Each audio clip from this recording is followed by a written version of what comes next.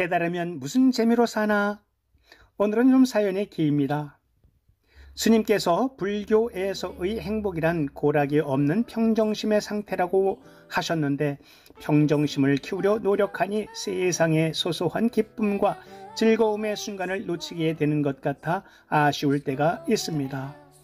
음악의 간지러움이라든지 맛의 즐거움 같은 것 등 인생의 소소한 기쁨에 무감각해진다면, 또 그저 괴로움을 느끼지 않게 위해 산다면 인생에 어떤 재미가 있나 하는 생각이 들 때도 있습니다. 이 또한 깨닫지 못해 드는 아쉬움이겠지만, 어떻게 하면 머리로만 아닌 마음으로 이해하여 깨달을 수 있는지 궁금합니다.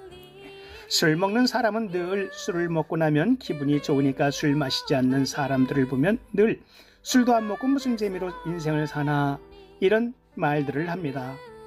제가 젊을 때 한 친구가 계속 저한테 너는 술도 안 마시고 담배도 안 피우고 화투도 안 치고 장기도 안 두고 연애도 안 하고 무슨 재미로 도대체 사냐, 이런 이야기를 했어요. 그리고는 늘 물어보는 두 가지가 있었는데, 우선 사는데 재미가 있는지를 물어보는 거였어요. 다른 하나는 본인이 생각할 때 이런 취미가 있어야 인생에 사는 게 재미가 있으니까 자기 몰래 다른 사람이랑 노는 것 아니냐, 즐기려면 친구인 자기랑 같이 즐겨야지 왜 다른 사람이랑 즐기냐는 게 불만이었어요. 그 친구는 제가 사는 게 재미없거나 아니면 다른 사람이랑 그런 취미를 즐기거나 이렇게 둘 중 하나일 거라고 생각한 거죠. 그런데 이 사람이 LA 폭동 때 죽을 뻔한 위기를 맞았어요. 가게를 경영했는데 거기에 불이 나서 죽을 뻔한 위기를 넘겼어요. 그 일을 계기로 깨달음의 장이라는 수련에 참석했는데, 그때 수련을 제가 안내했어요. 수련을 마치고 나서 저한테 와서 돈 버는 이유도 다 담배 피우고 장기 두고 여행 다니고 이런 걸 하려고 그러는 건데, 너는 옛날에 학원 선생님을 할 때 돈을 많이 벌고 해도 그런 취미를 갖지 않고 남 도와주는 일에만 쓰고, 그래서 이해가 안 됐는데 깨달음의 장을 하고 나니 이제 이해가 된다, 이렇게 말을 해요. 그걸 이해했으면 그때라도 정신을 차려야 하는데, 그런 다음에도 계속 그런 즐거움을 추구하다가 결국은 세상을 일찍 떠났어요.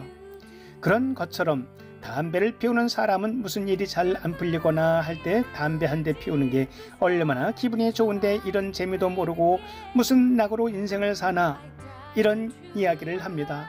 마약하는 사람들도 마약을 모르고 무슨 낙으로 인생을 사나 이렇게 말하고, 음식을 좋아하는 사람들도 혀끝에 느껴지는 감칠맛, 그걸 안 먹고 무슨 재미로 사나 이렇게 말해요.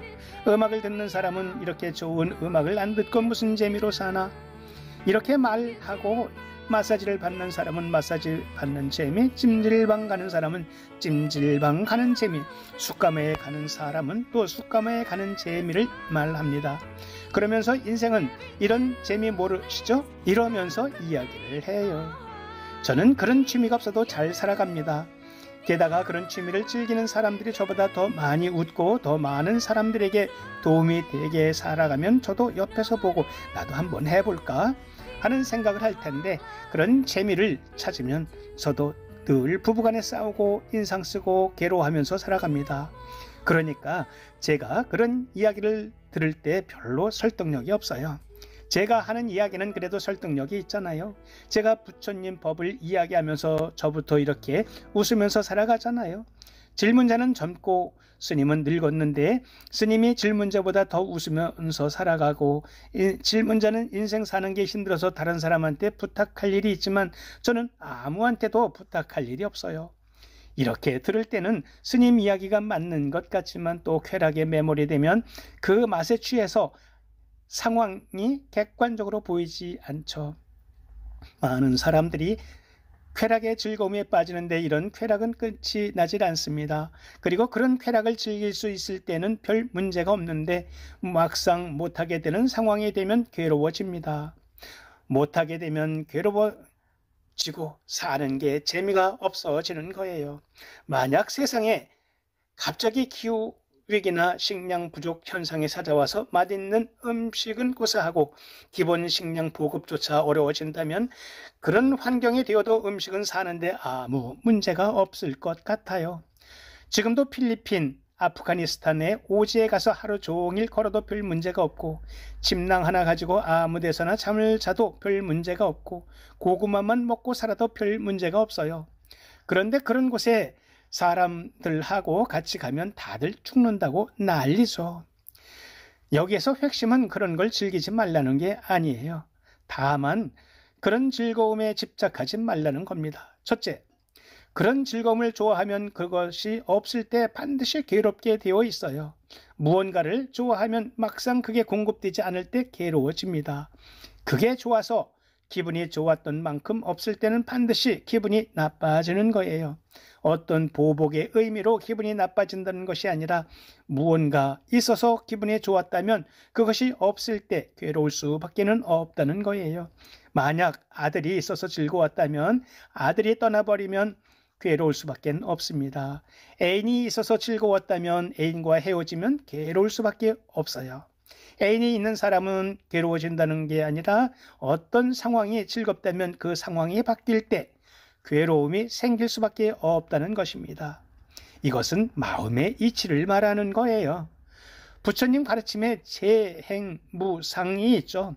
세상에 항상 변하지 않는 것은 아무것도 없다는 거예요.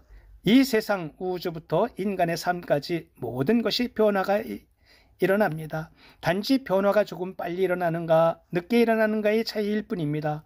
모든 것에는 변화가 일어납니다. 어떤 분들은 좋아하는 사람과 헤어지면 그걸 청천벽력같이 생각합니다.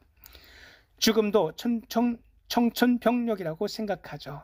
그런데 사람은 누구나 헤어지게 되어 있고 누구나 죽게 되어져 있어요. 그런데 우리의 무의식에서는 무언가 좋은 게 있으면 항상 변화가 생기지 말아야 한다고 생각합니다. 사람이 좋으면 안 헤어져야 한다고 생각해요. 그런데 그런 건 없죠. 그러니 괴롭지 않으려면 이걸 열어놓고 살아야 합니다. 맛있는 음식 앞에서 그 음식의 맛을 모르라는 이야기가 아니에요. 맛을 느끼되 맛이 없더라도 문제가 없어야 된다는 말이에요. 그런데 맛있는 것에 빠지면 맛에 집착이 생겨서 그 다음에는 더 맛있는 걸 먹고 싶어 합니다.